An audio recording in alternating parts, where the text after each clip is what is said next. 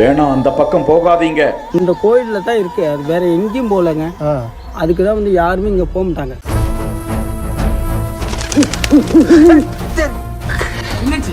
உள்ள போனப்பே நான் என்ன போகாதீங்க அப்படிங்க எதுக்கு உங்கள்கிட்ட நான் சொன்னது. ஊர் மக்களே அங்கிட்டு போறது கிடையாது. அது வந்து நைட்டில் தான் அது வரும், வெளில பகல் வராது. எங்கே இருக்குங்கிறீங்க? இதுக்குள்ளே தாங்க அது அமைப்பு, இது உள்ளதான். கொடிய ஜந்து ஒன்று அந்த பக்கம் அலைந்துகிட்டு இருக்கு. அது என்னதுடா அது? ஏய், இவ்வளவு பெருசா? எல்லாம் வந்து பயந்து ஓடிக்கிட்டு இருக்காங்க. வெள்ளி செவ்வாயெல்லாம் பார்ப்பேன்.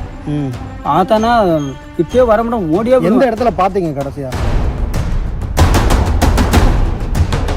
பயந்து கொண்டே செல்லும் எல்லாம் அன்புதானே சேது குழு. சத்தியமா என் புள்ள மேல சத்தியமா. ஐயோ வேணும், அதுக்கு தான் என் மேல கேட்டேன். பிள்ளைகள் மீது சத்தியம், அதை நான் பார்த்திருக்கேன் என சொல்லும் நபர்.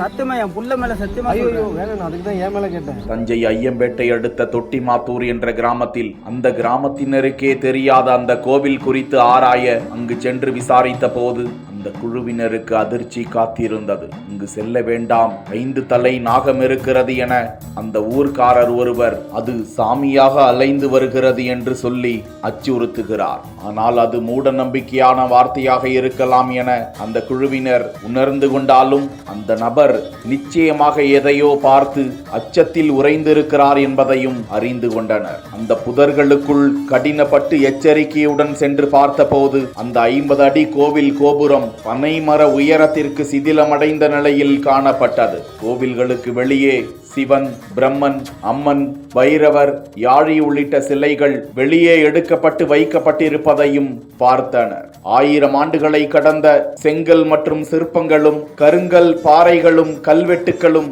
அந்த பகுதியில் கிடப்பதை பார்த்து ஆச்சரியமுற்றனர். தொடர்ந்து மிக கடினப்பட்டு அந்த கோபுர வாயிலுக்குள் ஏறிய போது அதிர்ச்சி. வினோதமான வெள்ளை பறவை ஒன்று அவரை நோக்கி வெளியே வந்து பறந்து சென்றது. அப்போது உள்ளே ஏதோ அமானுஷ்யத்தை பார்த்தது போன்று அந்த நபர் அஞ்சுவதை காண முடிந்தது. மேலே ஆந்தை போன்ற வித்தியாசமான வெள்ளை நிற பறவை அமர்ந்திருந்ததை காண முடிந்தது. இந்த கோவிலுக்குள் புதையல் இருப்பதாக நம்பி பல்லாண்டுகளுக்கு முன்பு தோண்டி சிலைகளை வெளியே எடுத்து வைத்திருக்கிறார்கள். புதையல் எடுக்க வந்த மந்திரவாதி ஒருவரை பனைமரம் தானாகவே வளைந்து தாக்கி அடித்து விரட்டி இருக்கிறது என்றும், இன்றளவும் அந்த கோவிலில் முனிசாமி குடியிருந்து வருகிறார். அந்த கோவிலில் 5 தலை நாகம் ஒன்று வசித்து வருகிறது. அந்த கோவிலை எடுத்து கட்டி பராமரிக்க முக்கியஸ்தர்கள் இல்லை என்று அப்பகுதி மக்கள் கூறினர். தொடர்ந்து ஆச்சரியத்துடனும் அதிர்ச்சியுடனும் அங்கிருந்து கடந்து சென்ற அந்த குழுவினர் எல்லா அன்புதானே சேது என்கிற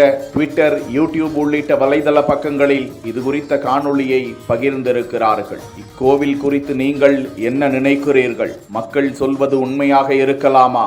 கருத்துக்களில் விவாதிப்போம்.